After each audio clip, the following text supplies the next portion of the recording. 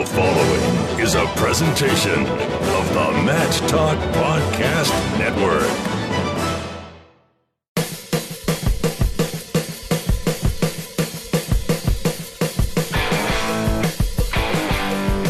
Hello, wrestling fans. It's time for the World Wrestling Resource Podcast. The World Wrestling Resource was made that you as a wrestler, parent, coach, or fan can have access to all the resources of the very best in the world of wrestling. I'm three-time wrestling writer and broadcaster of the year, Jason Bryant, and I want you to join me, along with John McGovern and world champions Terry Brands and Dennis Hall, as we talk training tips, topical discussion, mental preparation, and more on the World Wrestling Resource Podcast. World Wrestling Resource is sponsored by Defense Soap. Find World Wrestling Resource on Facebook at facebook.com/World Wrestling Resource and follow us on Twitter at WWRESO. And, of course, on the web at worldwrestlingresource.com. Now on to the show as we join John McGovern, Terry Brands, and Dennis Hall. And welcome to another edition of the World Wrestling Resource Podcast. Jason Bryant with you. The World Cup coming to Iowa City, April 7th and 8th, 2018. Today, our guest on the program to talk about the World Cup and his background as a head coach is the U.S. National Freestyle coach Bill Zadick, a former Iowa Hawkeye. He was a national champion under Coach Gable, two-time All-American. And Bill, we worked together for a couple years at USA Wrestling, and officially welcome to the program. Yes. Good to talk to you again. Thanks, Jason. I appreciate it. And Bill and I have one thing in common. The only thing we have in common other than working at USA Wrestling is at one time we were both the low men on the totem pole. We were both coordinators at USA Wrestling. He goes director, manager, coordinator, and it was Ryan Johnson, Bill Zadick, and myself were the only three people that held the title of coordinator. So, how you've moved up the ladder. I guess I just dug in and wouldn't take no for an answer. They couldn't, they couldn't get rid of you. As we were talking before the show, you're engaged and you're going to get married in June, and you were talking about Sam, who your fiance, who comes from a wrestling family. You couldn't get rid of her either. You couldn't scare her away. So, you're tied to it. You're a lifer. Yes, I am, and she is too. So, we're both looking forward to that part of life. So, exciting things coming up this summer. Let's just go back to last summer real quick because, there's still a buzz in this country about freestyle wrestling and maybe the biggest it's been since maybe 95, 96 with the Olympics in Atlanta and the World Championships the year before and the performances we saw in that era. But we're in a new era of wrestling. We're coming off a World Championship in Paris and one of the most electrifying experiences, just even as a fan and as somebody who was there, having the opportunity to call the action. I remember when Snyder and Sadalayev took the mat last year, I looked at my Apple Watch. My heart rate was 143 beats a minute. I mean, just watching it, You got fired up. What was that experience like for you as a coach? Yeah, it was unbelievable. I mean, it was, as you explained, it was a pretty electric environment. The anticipation was super high. It had been something building for several years, just the matchup of Kyle Snyder with Sadalayev.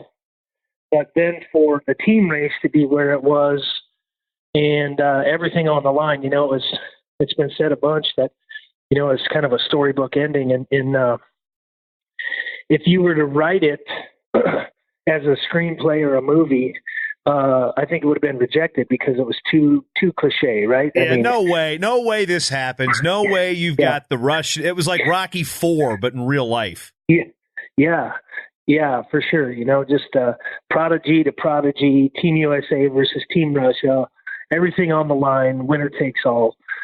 And, it really was that way in the other matches too. Even, Jordan's match earlier that night, everything's on the line. So, he kind of lived through the same situation, and then Kyle put the exclamation point on it. And even just the match itself, back and forth. He scores, we score. He scores again, we score again. And then right down to the wire, Kyle scoring with 16 seconds left to finish it out. And it was just phenomenal, super exciting, super intense moment. It's winning a world title as an individual is a pretty amazing experience. And, the biggest thing you're going to do as an individual, but having an opportunity to accomplish that with several people, everybody that's involved in coordinating everybody together. It's just it's different, but it's hard to explain the gamut of emotions that you go through and the reward that you feel when we've done it with, more than just 8 people, more than just the guys that were on the team, but their personal coaches, their training partners, our administrative staff, everybody that comes together to make something like that happen. It was pretty awesome. So compare the experience. You won the world championship in 2006 in Guangzhou, and you had the opportunity to hear the Star Spangled Banner played as you're on the top of the podium. What does that mean as a coach? And as you said, all that support staff, all the team members. I mean, what did it mean to hear, "Oh, say can you see," when the flag is raising up there in Paris? Yeah, I'm going to tell you, it will change your life. I love our national anthem, and I've always been patriotic and have a ton of respect for our anthem and our flag and our country. But when you stand at the top of the podium and you get to hear it played, in that sense, it changes it forever. And every time I hear the anthem, last week at the NCAA tournament, we heard the anthem a couple of times, and even sitting there in the stands, it still gives me chills. And I have nothing to do with it. I'm watching as a fan and watching some great wrestling, but to stand up on a podium and receive the award by yourself, no less. By yourself, you're the guy. Yeah. You're the only one on that podium with that giant trophy. Yeah, and then looking at who's with you, the other countries. Russia on my right and Georgia on my left, 2 of the best countries in the world, and the wrestling traditions and history that they have. In listening to our anthem played in that arena, it's just an amazing experience and a very humbling experience. That just thankful and for the opportunity and the people that you work with, and so many people that help elevate our program and do what we can do. So yeah, it's like I said, it's really hard to measure it or quantify it and describe it in words, but it's an amazing experience. From a wrestling perspective, I guess as a coach, it's kind of hard to maybe separate yourself from and looking at it from a fan standpoint. But we saw Jordan Burroughs have arguably the worst day of his life on a wrestling mat in Rio. And then, here we go a year later, just a little over a year later, 370 some odd days. It was something like that. It was close. And to see him come back, and he had said on Richard Immel's program on Bonus Points, he's going to win a world championship again. He's going to win a world championship again. What was it like to see him come from, the lowest he's been as an athlete, as a professional, to getting back on the top of that ladder? And he's not invincible in terms of giving up points, but just to see that grit and moxie come through. Yeah, it was amazing. How do you describe that? It's United World Wrestling described it as the greatest comeback of the year. And so they gave that award in all 3 disciplines, in women's and Greco and men's freestyle. And Jordan won it, or was given that award. And, we invest a lot, and our sport is super demanding in so many areas. Technically, tactically, physically, the commitment you give, the discipline of your diet and weight management routine. So because of all that, the sum of all of that effort and accumulation and sacrifice that you and your training partners, your coaches and your families, husbands and wives and sons and daughters, it's total commitment. It means an awful lot. We feel as if we've risked much, and so there's much to gain and there's a lot. But we still have to remember that it is a game, and it is not life and death. And in the harder moments, we have to rely on that perspective. Like, I know there were some hard times for Jordan in Rio, and but I'll tell you this: when he walked off that mat and his hand didn't get raised, and he didn't win the second Olympic title that he was wanting, I don't think Beacon or Aura cared about that one bit. Or of course his wife probably cared because she loves her husband, but it doesn't change who the man is. And I know our coaching staff and our team and the people that are close to Jordan, it didn't change him in our eyes. But you hurt for him because he wanted to accomplish that, and we know he was capable. So then, working through those things and learning and growing ourselves as individuals and as coaches and athletes, working together, it was exciting. It was encouraging to see him progress and move forward.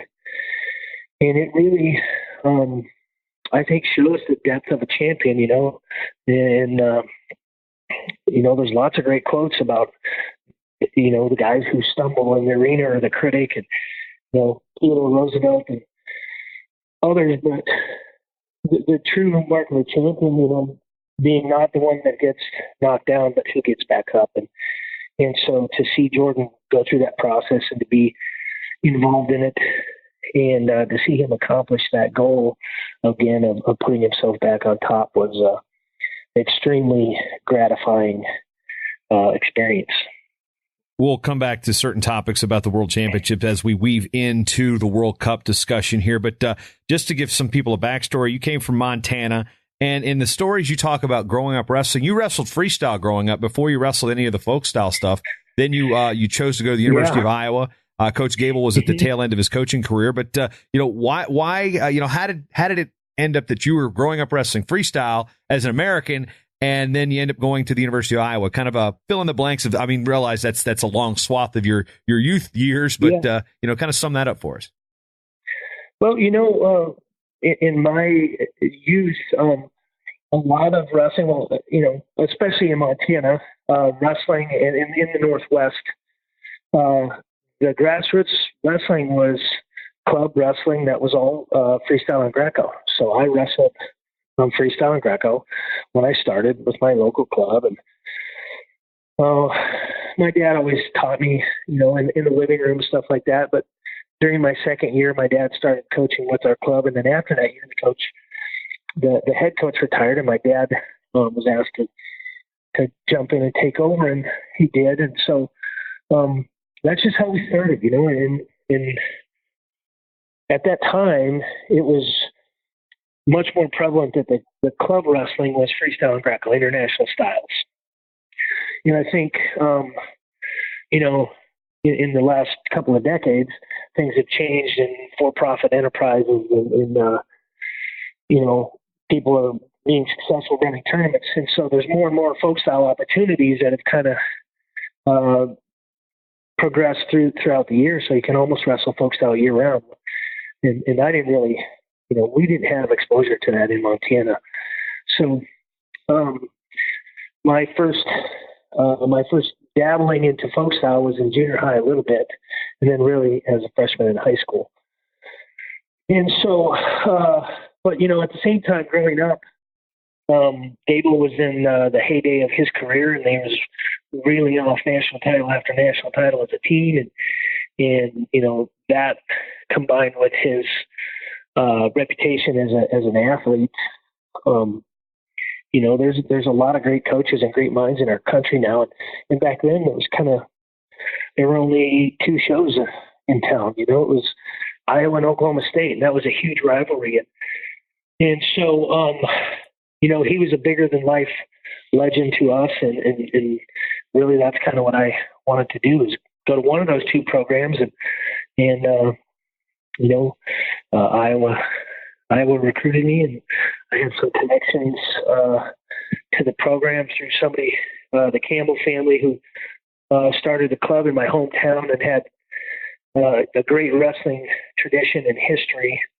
One of the sons went to Minnesota when Jim Zaleski was there, so we had a connection. And then Jim ended up being back in Iowa when I was being recruited.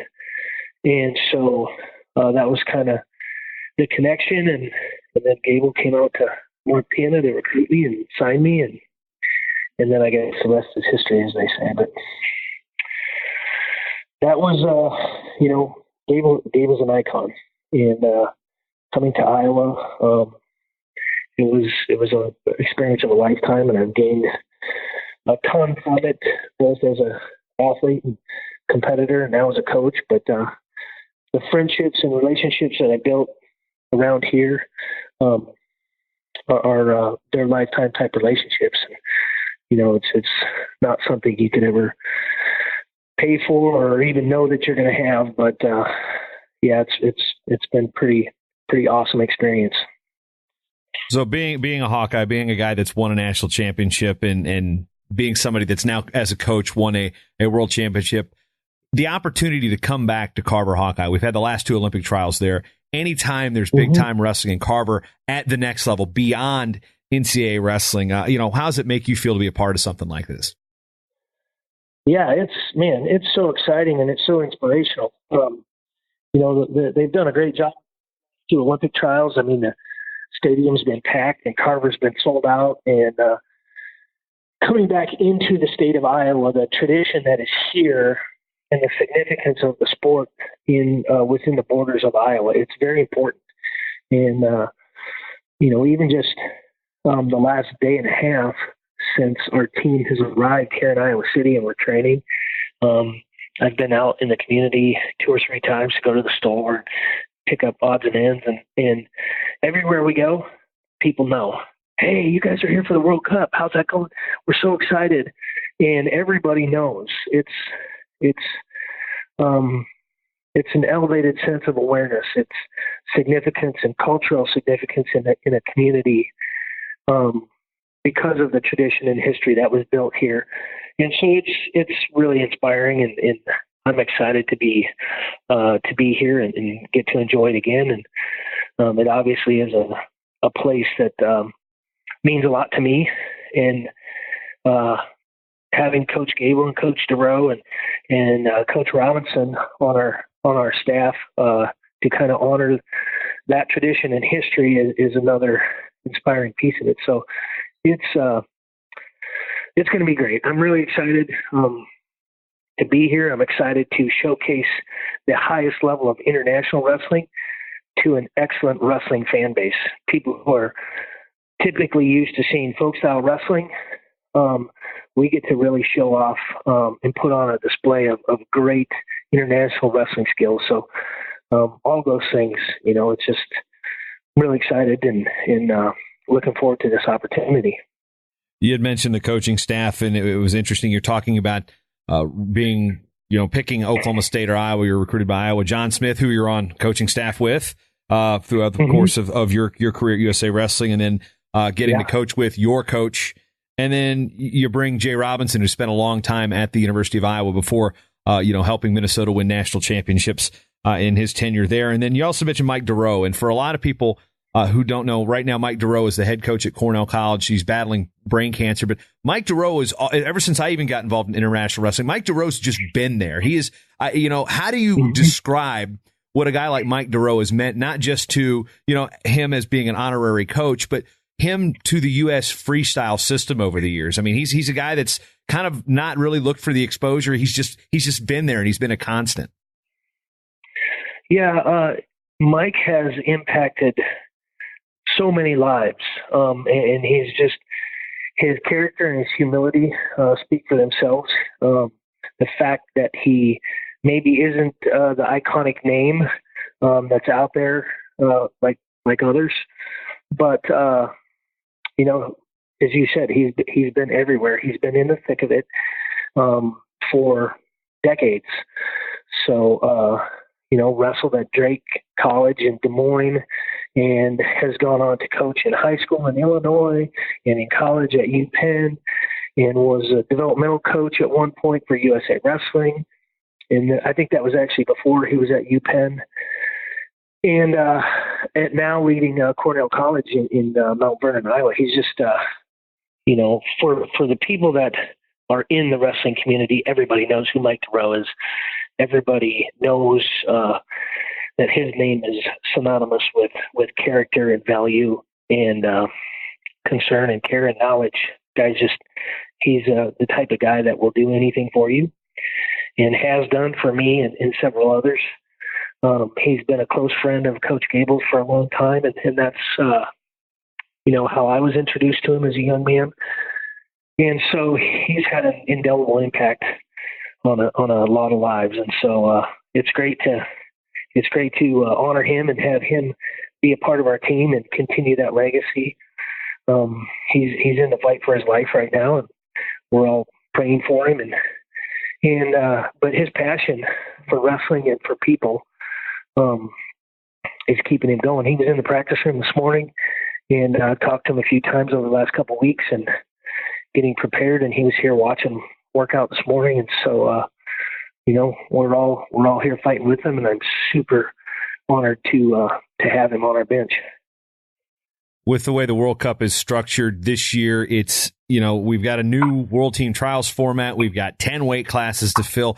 From a planning standpoint, where does the World Cup fit into the national team training structure and ultimately the selection of teams? And how has this really kind of changed things up from the schedule and calendar that you've been used to, even going back to prior when Zeke Jones was, scheduling things out? Yeah, it's changed things. Anytime there's changes like that in a structural sense, you really have to take a step back and evaluate your process and kind of measure your philosophical ideas and goals with this new strength, and make sure that you're adhering to the things that you know are going to be successful while analyzing a new network. And so our procedure, on paper, our world team selection is similar in nature. However, the timing of it is different, right? We have a U.S. Open and we have a mini tournament, but the 2 out of 3 series is now delayed beyond that mini tournament. So it essentially took a 2-stage process to a 3-stage process for the individuals, the athletes. But because our trials weekends are 3 weekends, June 9, June 16, and June 23, for myself and for other administrators of the sport, it's increased it, right? It made a 3-stage process instead of lasting 6 weeks. It now is like 9 weeks for some of us. So that's presented some challenges. However, I think it's also presented some opportunities. And with the 3 events in 3 different locations, and really now, like I said, a 2-stage process now has 5 events to it. It's an opportunity for us to grow and showcase more international wrestling in additional locations and have some consistency in programming, and people know, hey, U.S. Open's in Las Vegas in April. We know we can see the World Trials Challenge Tournament in Rochester, Minnesota in May, and then 3 weekends in June, we can continue to watch our team develop. So hopefully that's a great opportunity to continue to grow our sport in the public view. And then, the World Cup, it's a major event, right? Top 8 teams in the world. It's a really exciting format, and basically the only opportunity in international wrestling to see a dual meet style event. And so it's really a neat thing to be a part of. And then the significance of Iran having won it the last 6 years in a row, and us being very close last year in Kermanshah, and now being able to host it on our soil, on our turf, and in this great wrestling location in Iowa City. It's really important. It's really important. It's something that we've keyed on, and we of course want to win. We know there's going to be a formidable challenge, and we've planned for it, ever since the announcement of the event in Iowa. It's factored into our national team planning and how we peak and prepare for this, and then use this as a launch pad into our trials procedure and ultimately into Budapest in October. So, sometimes this international stuff, the wrestling is really exciting, but the external or the geopolitical politics adds another level of dynamics and drama to the situation. Last year for us getting to Iran was quite the challenge, and this year getting all the countries here to participate has presented its own challenges. So there's a lot to it. In terms of a promotional aspect, and granted, promotion is not the first thing on your job description, but when you hear problems about visas from Iran, visas from Russia and some of the former Soviet republics that want to come to this country, how much does it kind of weigh on you as a coach? Be like, man, we have an opportunity to really showcase wrestling, and as much as we don't want politics to interject, and we're actually a sport that typically in major media gets ignored unless there's something like the World Cup last year or visas. I mean, we become national news or international news sometimes for the wrong reasons. How frustrating can that be as a coach? It can be. But, a lot of those things are out of your control or are my immediate control, right? So in our events, we have Pete Isaias and Rich Bender that works with him and Les Gutchis that are working in conjunction with the State Department and these consulates from around the world to get them access and get them visas. But for me and for our athletes, I pay attention to it because it's important. I try to shelter my athletes from it and just talk to them about, focus on the details. Take care of yourself. Your job isn't to worry about who's on the mat in front of you. Your job is to be as prepared as you can be and relaxed and excited and ready to go compete. And, it's a nameless, faceless opponent that slaps the hand in front of you, and you go out there and put on the best show you can put on. And so, we try to keep them focused and not ride the roller coaster of drama. Sometimes the political underpinnings of these things are maybe some of these countries don't mind the drama, right? It's a little bit of an ambush. Are we coming? Are we not coming? And the last minute we're like, oh, no, we're not here. We're not coming. We can't get in. And then the next thing you know, they're in. And so I think they try to, a little bit, it's the mind game, are they trying to ambush it or not? And my job is to prepare my athletes as best as possible. And so we stay focused on doing the job that we can do best, and I'll try to worry about the rest of it for them and have them ready when they step on the mat. So it is a little bit interesting, and it is crazy at times. But that's what makes life interesting too, As we talk about, you talked about guys that you can't worry about who's going to be across the map from you, but what we've got from the United States on who's going to be on the mat, obviously right off the get go, Iowa City's going to have representation. Thomas Gilman, who was a world silver medalist last year, but when you look at the weight classes, and that is something that's been a change. This is the first year we fully got the 10 weight classes, and American fans have kind of been salivating over this because now you can actually put Jordan Burroughs, Kyle Dake, David Taylor, Jaden Cox, Kyle Snyder, Nick Wisdowski, hypothetically, all in the same line. You can do it here for the World Cup. That may not be what the world team is because of the process, but you've got an opportunity to put all of our stars on one team versus, Jordan Burroughs, Kyle Dake, and David Taylor trying out for one spot. The 10 weight classes has got to, it makes, the U.S. on paper maybe a better team, but, there's other countries that also have depth. In terms of the depth of weight class, what does this mean? I mean, we've got our star power seems to be spread out, but, who's going to challenge that now? Who's going to be the guy that's going to push all these stars to push them better? Because that's what made Burroughs better, was having to make sure that he could fight off Dake and Taylor for that spot for years. Yeah, that depth is important, and it keeps people sharp. But, we have a great team. Along with the guys that you've mentioned, from top to bottom, our additional athletes, we're allowed to bring 2 athletes per weight class. So we have 2 athletes at each weight. And, I I would submit the NCAA tournament as my evidence if this were a court case. I mean, look at the talent, look at the exciting wrestling, look at the skill level.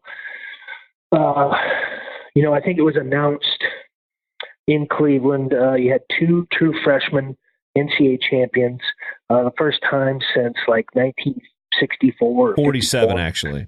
The only other time 47. It happened was 1947, post World War II, when those freshmen were eligible for that 1 year. It's the only time multiple true freshmen. Yeah. So, that's a testament to what's being done on the developmental level. Heavy freestyle guys, too. Those 2 kids are world champions. Yeah. Both of them, are cadet and junior world champions. So, and then up and down that lineup, if you look at the finals, every weight class that was represented in the finals had somebody who had been on a cadet or junior world team in the past, except for one. And the number 1 ranked athlete at that weight, at 197 pounds. So, Colin Moore has been junior world bronze medal. So you see development happening, and that's really where our depth is coming from. We have some star power in our alternates, our backups, with some young guys too, and it's really exciting to see that. With names like Joey McKenna and Bo Nickel and others. So it's going to be exciting. With you talk about the new weight classes, 79 and 92. Was 79 kilo, man, it may have become one of our deepest weights when you look at, Kyle Dake, Alex Derringer, who's 3-time NCAA champion, junior world silver medalist, just won a really high-level tournament in Ukraine Outstanding Wrestlers and Coaches Memorial. It was a super deep weight, and he really went through the field. And then, you have John Reeder, who wrestled an excellent Dave Schultz last fall, and then throw Zahid Valencia and Mark Hall in there. I mean, that's wow. Like that's going to be a really exciting weight for fans to watch. I'm super excited to watch that and see. With depth like that, we feel really good about the team that we're going to have. No matter who comes through, they're going to be battle tested. They're going to be ready to go, and so that speaks well for our future. I want to go back to the coaching aspect of it, because what's happened over the years is the rise of the regional training centers and USA Wrestling's willingness to accept athletes basically training on their own where they're comfortable. We've seen that really kind of help the medal counts and kind of bring us back to greatness as a country wrestling wise. But from your role now, how much of this is hands-on? Because, I mean, there's not much you're going to teach Jordan Burroughs about a double leg. Matter of fact, it's probably vice versa. He can probably teach you a thing or two about a double. But when you look at, okay, hey, Mark Manning, here's what we need to work with Jordan Burroughs and James Green on, and going down the line, hey, Cale, here's what we need from the guys at Nittany Lion. So how does that relationship work with those regional training center coaches, with those club coaches, and how it works into the national team model? Yeah, that's a great question. So, as I said before, we have so many great minds in our country, right? We have all these great wrestling minds. You've mentioned several. The regional training center model, there's 2 key pieces that have made major impacts for us. The one piece is in the old sports club model, you could only train at a given sports club, or if the club was on an institutional property, you had to be an alum of that institution. And the other piece was developmental access. A local sports club allowed athletes from 50-mile radius, and that's been expanded to 250 miles. So the RTC model allows Olympic hopefuls to train in a regional training center. It has to be in international styles of wrestling. And so it gives those athletes, those Olympic hopefuls, an opportunity to have training partners and quality coaching. And on the developmental side, it allows our top talented young guys access to next level information so they can learn training methodology and what being a professional athlete's all about. Quote unquote professional, not meaning the money, but just the nature of the task in front of us dictates you have to have a certain level of commitment. And so what it's really helped us do, instead of being an either-or proposition, like you're going to train at a collegiate program, which is an asset to the young guys in that program and it's going to help elevate them, or you're going to be part of the national program, it's allowed through the USOC and the NCAA Sport Liaison Committee, it has allowed us to parallel our goals. Our college coaches, their job is to win NCAA titles and produce the best wrestlers that they can produce for their squad. My job is to produce the best team that Team USA can field. And so it's mated those goals together instead of having us compete against each other. And so it's just, you've seen, last year, our performance in Paris and winning the world championship is a testament to 9 years of that development and growth. And some of these young guys that are, we're seeing a lot more freshmen in the finals and more guys winning titles. And that's a testament to the development that those RTCs have produced at the grassroots level. So it's really powerful. It's really important. I know that in the NCAA and within the USOC, other sports are really looking at it like, we need to duplicate this model. We need to expand this into other sports because it is all of medal production on the Olympic level. And so that's really, what my job is too. I'm not teaching people how to wrestle at my level, like you said. I'm not teaching Jordan Burroughs how to do double legs, but we're refining those things. And I have there's a margin for me, and I work within that margin to refine and improve and make adjustments to really good athletes and help them get over the hump to the next step of where they want to be. When you look at your career as an athlete, we talked about your world championship in 2006. Of course, your brother Mike was a silver medalist that year as well, but you didn't have the opportunity. Well, you had the opportunity, but you didn't make the Olympic team. And how much does that really drive you in terms of trying to, get wrestlers to that next level? You didn't have that opportunity to wrestle in the Olympics, but you've had the opportunity now to coach athletes that have. I mean, how does that shortcoming in your athletic career drive you as a coach? I guess I don't think about it too much, other than I've tried to analyze why, and maybe some things clicked for me. And I got some things figured out a little bit later in my career than most. And when I finally did break through and win the Worlds, one of the things that I learned is, I was really good enough I could have won this much sooner.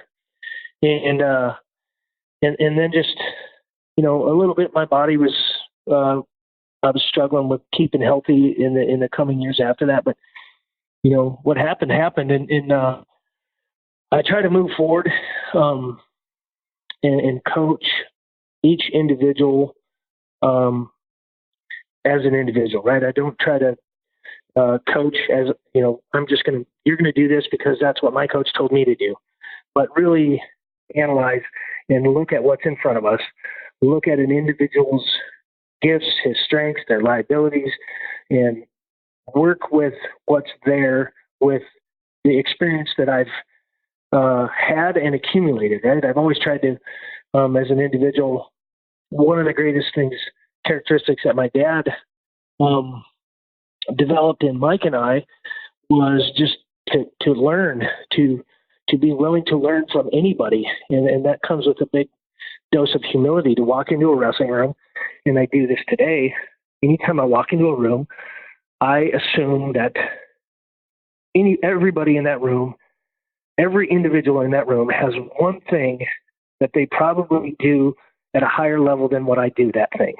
And I want to know what that is, whether it's a philosophy or a training method or a technical position. And so I want to continue to learn and add to myself and amass this collection of information as a knowledge base and an opportunity to help others. And so that's kind of how I move forward. And I still look at 66 kilo or 65 kilo now and think, I think I could compete with those guys if I were fit. But the time passes you by. We have that's an important lesson right there is we have a limited amount of time to do what we want to do with what we have. And so can't look in the rearview mirror. You can't dwell on the past. I need to devote as much of my energy as possible to looking forward to find solutions for the goals that I have set for myself and other athletes and coaches have set for themselves. And so, I'm thankful for every opportunity that I have to do what I do, and don't look in the rearview mirror too much. You just said you want to learn something from everybody. I guess this gives me the opportunity to lean into kind of a lighter part of the conversation. What have you learned in your career from people like, Royce Alger? I've learned a lot from Royce Alger, and some of the good lessons that I learned from Royce are how to do certain things, and a lot of them were what not to do. But no, I'm kidding a little bit. Royce has been a great mentor, and when I came into the Iowa program, a larger than life personality and character, maybe one of the toughest, most humanly raw people that I've ever met, and of course super colorful, right? Super funny, loves telling stories, and is a great entertainer. And so I've learned a lot of things. from Royce, and he is a very tough human being. And so, I've learned a lot from him. One of the things that I learned was how to properly execute rock, paper, scissors. When I was a true freshman, I went to school, and sometime in that first semester, I hear, hey, you're going to be at the rock, paper, scissors tournament. I'm like, what? And Royce is throwing a rock, paper, scissors tournament. And so we meet at a local establishment, and out back, there's an outdoor patio. And I go out there, and there's a 1 meter circle duct taped on the ground. So silver duct tape with a line right through the middle. And I show up a little bit late, and somebody calls Royce Alger on deck with Greg Randall, and they jump in the circle, and Royce is wearing bib overalls, a big pair of like muck farm boots, and he's wearing an old mountain man's fur hat, out of like a raccoon hide with the tail hanging off the back. He jumps in this circle, and him and Randall go rock, paper, scissors, best 2 out of 3. And it was like, I was a pretty naive kid from Montana, and it was hilarious. It was a great experience. They had a bracket written on the back of one of Royce's NCAA championship brackets. And on the back, they had like a Sharpie, and they drew out the bracket, and everybody's name was in the bracket. And the winner took the bracket home. And I believe Royce won his own bracket, thankfully. But, one of many stories like that about. As a side note, this is another rock, paper, scissors story. I feel like I have to interject this because in 2013, Mr. Alger, who is a multiple time Big Ten champion, I believe 3 times, right? And he again challenged. He was in a discussion in the lobby with some of the training partners. Kellen Russell was there, and he starts this kind of how many Big Ten titles you winning? Kellen Russell nonchalantly goes 4. And so Royce challenges him, rock, paper, scissors, his 3 Big Ten titles against Kellen Russell's 4 Big Ten titles.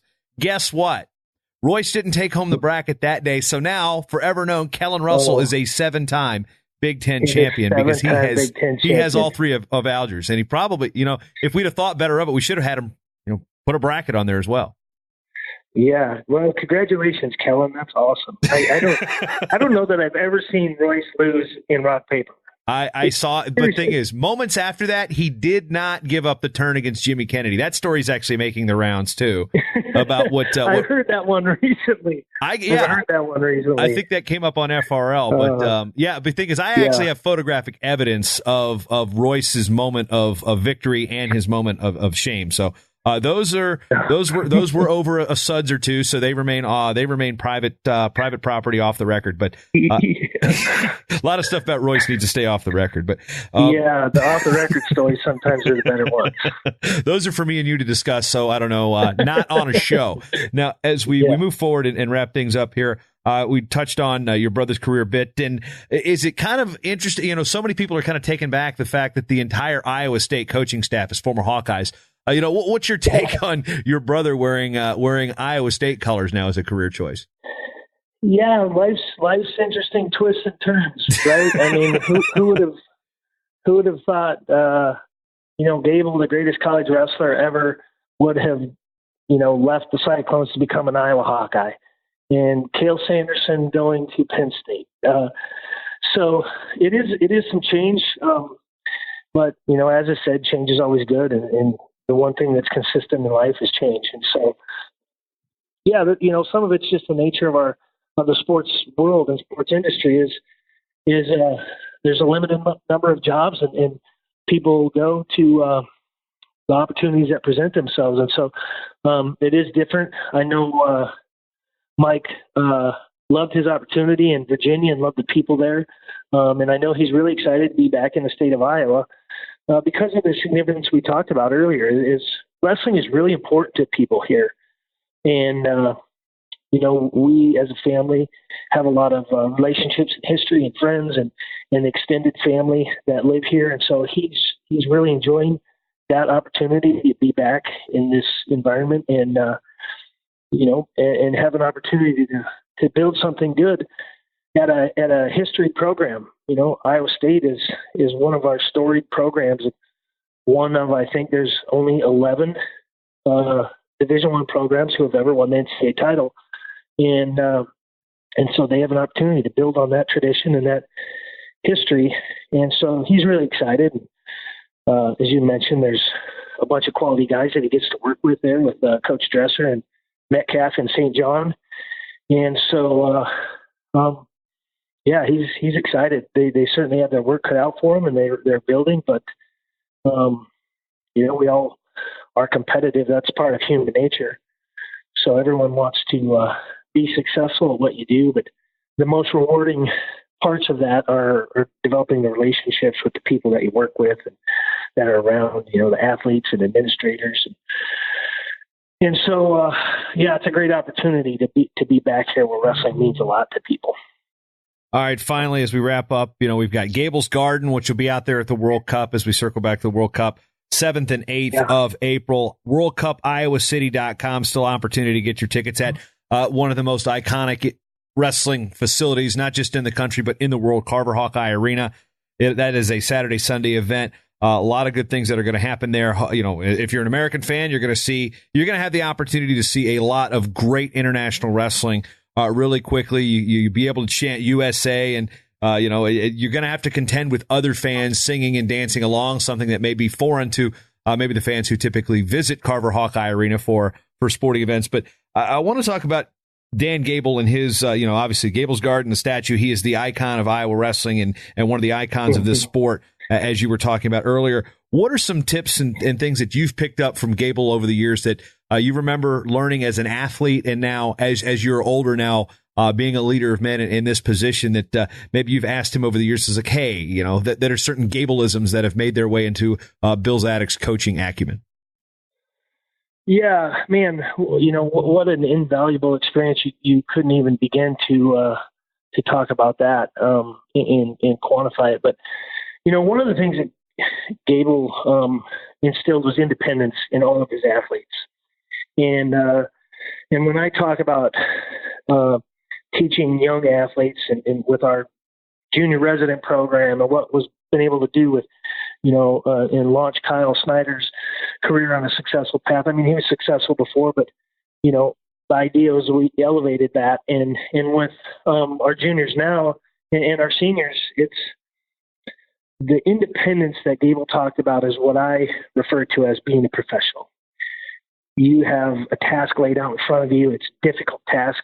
And because of that, it dictates that we must exercise certain abilities, commitment, work ethic, discipline, sacrifice, prioritization.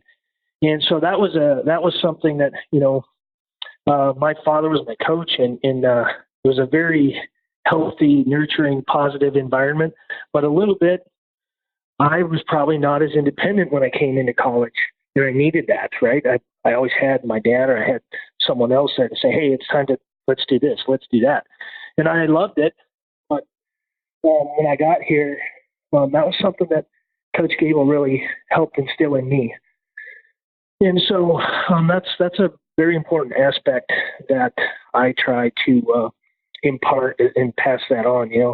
Talked about the accumulation of knowledge, and that's something that he had given to me that I hope to instill in others. So they don't need me. They don't need whoever the coach is. The greatest coaches in the world. A lot of the emotional support that a great coach gives you, because of their knowledge and because of their information.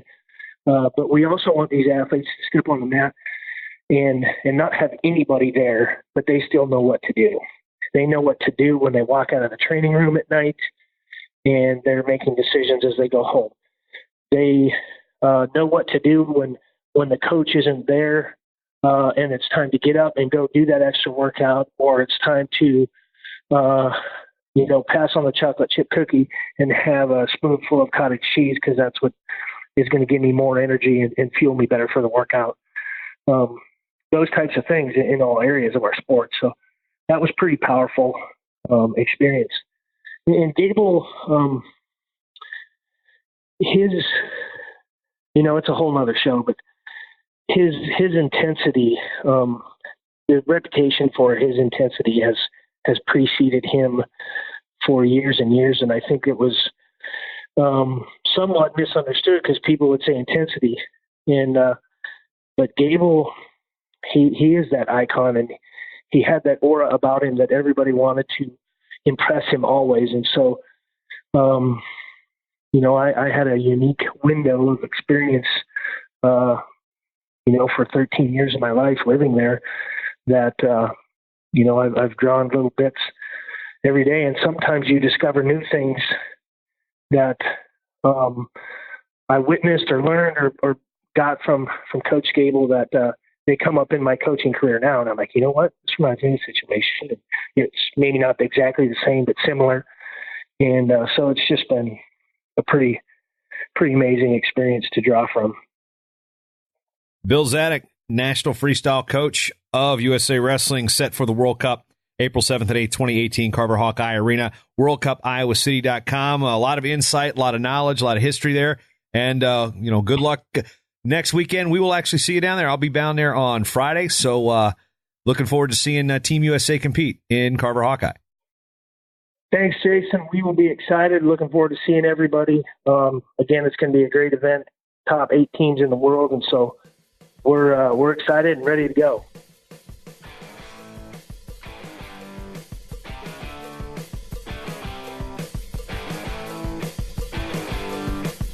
Subscribe to the World Wrestling Resource Podcast by going to WWRpodcast.com and check it out on Apple Podcasts, Stitcher, Spreaker, or wherever you find your podcasts. World Wrestling Resource at worldwrestlingresource.com.